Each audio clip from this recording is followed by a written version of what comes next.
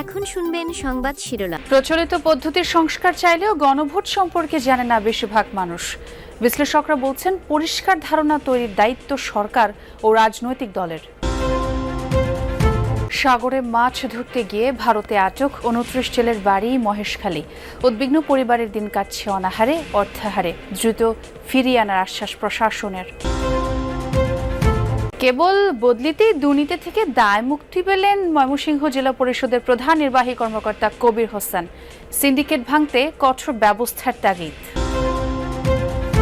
পায়রা নদীর অব্যাহত ভাঙনে ঘুম নেই বরগুনা সদর উপজেলার বাসিন্দাদের। আগামী বর্ষার আগেই বেড়িবাঁধ মেরামতের দাবি। বস্তা প্রতি দর বৃদ্ধিতে কমেছে সুগন্ধি চাল বিক্রি। কালোজিরা ও চিনি গুঁড়া আবাদে আগ্রহী নয় কৃষক। রপ্তানি বাড়লেও কমছে না ঘাটতি। আসসালামু আলাইকুম। এতক্ষণ দেখছিলেন সংবাদ শিরোনাম, এখন দেখবেন বিস্তারিত। প্রচলিত পদ্ধতির সংস্কার চাইলেও গণভোটের মানে বোঝে না বেশিরভাগ মানুষ। তাদের কাছে হ্যাঁ না ভোটের গ্রহণযোগ্যতা নিয়েও রয়েছে নানা প্রশ্ন। তবে রাজনীতির সচেতন, শিক্ষিত ও তরুণদের কাছে রাষ্ট্র সংস্কার সবচেয়ে বেশি গুরুত্বপূর্ণ। বিশ্লেষকরা বলছেন গণভোটে আস্থা ফেরানো ও সহজ করে তোলার দায়িত্ব সরকার ও রাজনৈতিক দলগুলোর। গণতন্ত্র প্রতিষ্ঠায় গণমানুষের মত তুলে ধরতেই ভোট। মানুষ যেখানে শান্তিতে বসবাসের উপায় খোঁজে, কিন্তু জীবিকার বিপরীতে উচ্চ দ্রব্যমূল্যের পার্থক্য যখন বিশাল, ভ্যাট ট্যাক্স পরিশোধের পরও অসুস্থ শরীরের চিকিৎসা যেখানে অনিশ্চিত, ভোটের দায়িত্ব সেখানে কারো কারো কাছে প্রহসনের নাম। মিছিল, মিটিং, প্রতিশ্রুতি প্রাপ্তি ও প্রতারণার বাইরে থাকতে চান ইমরান। কোলাহল ছেড়ে স্বস্তি খোঁজেন প্রকৃতির কাছে। মানে বুঝলেও গণভোটের আবেদন তার কাছে যৎ সামান্যই। ইলেকশন করলেই কি পরিবর্তন আনতে পারবো? সাধারণ মানুষের হাতে, ছাত্র হাতে, কত মানুষের হাতে গেল দেশ। চলতেছে তো, এখনও তো চলতেছে, ওইভাবেই চলে। পরিবর্তনের তো কোনো দিক দেখিনি। লোকগুলো নাই, হয়তো বাজারে কিছু লোক আছিল, ওই লোকগুলো পরিবর্তন হয়ে অন্য লোক হয়েছে। কি হয়েছে? আমার কি উন্নত হয়েছে? চায়ের কাপে ভোটের ঝড় ওঠে প্রতিনিয়ত। গ্রামের আড্ডায় চলে রাজনীতির আলাপ, পক্ষে বিপক্ষে কথার লড়াই। আর সামনে নির্বাচন থাকলে তো কথাই নেই। কিন্তু কজন বোঝেন গণভোটের মানে?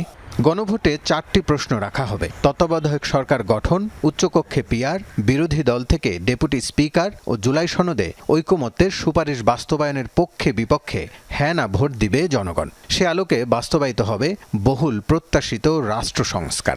নির্দলীয় তত্ত্বাবধায়ক সরকার ব্যবস্থা ফেরাতে আপিলের রায় আজ। রায় দেবেন সর্বোচ্চ আদালত। এই রায়ে জানা যাবে 14 বছর আগে বাতিল ঘোষণা করা নির্দলীয় তত্ত্বাবধায়ক সরকার ব্যবস্থা আদৌ ফিরছে কি না, ফিরলেও কি আঙ্গিকে ফিরবে, আর কবে থেকে ফিরবে। গত 11 নভেম্বর শুনানি শেষ হলে আজ রায় ঘোষণার জন্য দিন নির্ধারণ করেছিলেন প্রধান বিচারপতি সৈয়দ রেফাত আহমেদের নেতৃত্বাধীন 7 বিচারপতির পূর্ণাঙ্গ আপিল বেঞ্চ। বহুল আলোচিত এই আপিলে বিএনপির পক্ষে শুনানি করেন সিনিয়র আইনজীবী জয়নুল আবেদিন ও ব্যারিস্টার রুহুল কুদ্দুস কাজল। জামায়াতের পক্ষে শুনানি করেন আইনজীবী মোহাম্মদ শিশির মনির। 5 বিশিষ্ট নাগরিকের পক্ষে আপিল শুনানি করেন সিনিয়র আইনজীবী শরীফ ভুইয়া। আর রাষ্ট্রপক্ষে শুনানি করেন অ্যাটর্নি জেনারেল মোহাম্মদ আসাদুজ্জামান। টানা 10 কর্মদিবস শুনানি হয়। আপিলকারী ও রাষ্ট্রপক্ষ শুনানিতে বলেন, দেশের গণতন্ত্রের জন্য আবারও তত্ত্বাবধায়ক সরকার ব্যবস্থা ফেরা উচিত। এই সরকার ব্যবস্থা বাতিলের পরই দেশে রাজনৈতিক সংকট তৈরি হয়। শেরপুরের ঝিনাইগাতি উপজেলায় গ্রামীণ ব্যাংকের হাতীবান্ধা শাখায় আগুন দিয়েছে দুর্বৃত্তরা। পুলিশ ও স্থানীয়রা জানায়, কয়েকজন দুর্বৃত্ত মুখ থেকে পেট্রোল দিয়ে গ্রামীণ ব্যাংকের সাইনবোর্ডে আগুন ধরিয়ে দেয়, তবে তাৎক্ষণিকভাবে আগুন নিভিয়ে ফেলায়। কোনো ক্ষয়ক্ষতির ঘটনা ঘটেনি। আতঙ্ক ছড়াতে এমন নাশকতার চেষ্টা করা হয়েছে বলে ধারণা পুলিশের। ভারতের রাজধানী নয়াদিল্লিতে বাংলাদেশের জাতীয় নিরাপত্তা উপদেষ্টা ডক্টর খলিলুর রহমান ও ভারতের জাতীয় নিরাপত্তা উপদেষ্টা অজিত দোভালের দ্বিপাক্ষিক বৈঠক হয়েছে। বুধবার সকালে 11টায় এই বৈঠক অনুষ্ঠিত হয়। বৈঠকে কলম্বো সিকিউরিটি কনক্লেভ CSCর কার্যক্রম ও গুরুত্বপূর্ণ দ্বিপাক্ষিক বিষয় নিয়ে আলোচনা হয়। এ সময় নিরাপত্তা উপদেষ্টা সুবিধাজনক সময়ে বাংলাদেশ সফরের জন্য ভারতের জাতীয় নিরাপত্তা উপদেষ্টা অজিত দোভালকে আমন্ত্রণ জানান। গত বছরের আগস্টে ডক্টর মোহাম্মদ ইউনূসের নেতৃত্বে অন্তর্বর্তী সরকার দায়িত্ব নেওয়ার পর এটি দ্বিতীয় কোনো উপদেষ্টার দিল্লি সফর।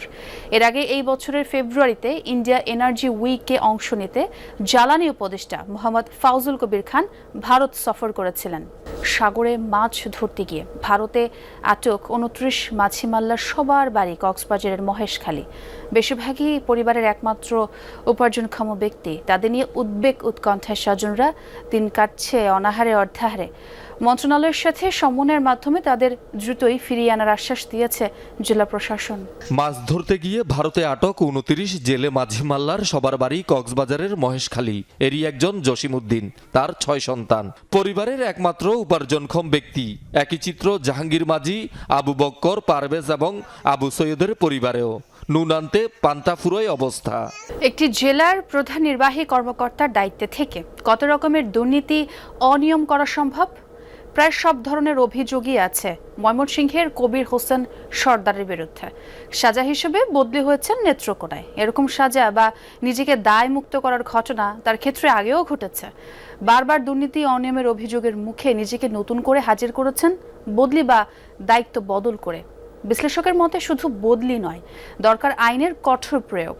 পেছনে কাজ করা অপ্রতিরোধ্য সিন্ডিকেট ভাঙতে হবে সবার আগে। প্রকৃতিতে শীতের আগমনী বার্তা। প্রতি শীতে অসহায়দের কম্বল দেয় সরকার। গেলবার ময়মনসিংহ জেলা পরিষদও 12,000 কম্বল বিতরণ করে।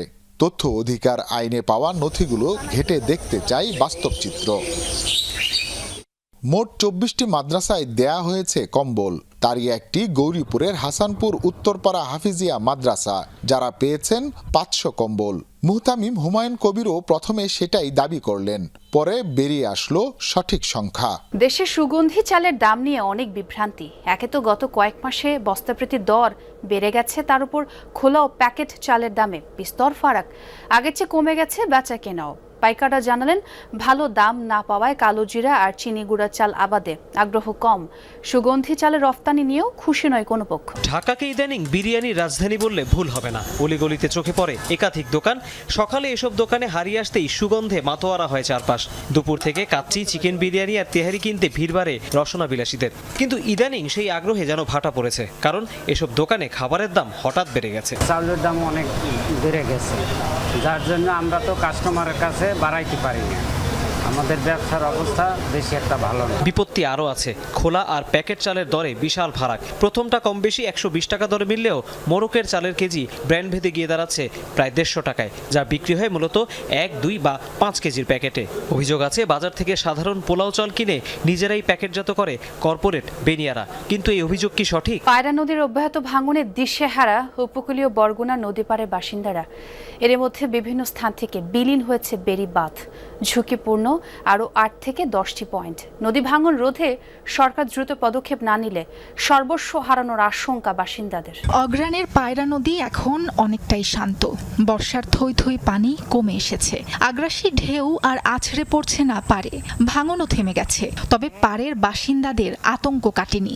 বঙ্গোপসাগরের মোহনা সংলগ্ন বরগুনা সদর উপজেলার ছোট বালিয়াতলী গ্রামের ষাটোর্ধ্ব নুরুল ইসলাম হাওলাদার চোখের সামনে দেখেছেন কয়েক দফা ভাঙন। নদীতে তলিয়ে গেছে বসতভিটা, কৃষিজমি। গরু বাছুর, মাছের ঘের হারিয়ে বেড়িবাঁধের পাশে এক ঝুপড়িতে ঠাঁই নিয়েছেন বাবুল রুনু দম্পতি। সন্তানদের নিয়ে ভাঙন আতঙ্কে কোনো রকমে কাটে রাত।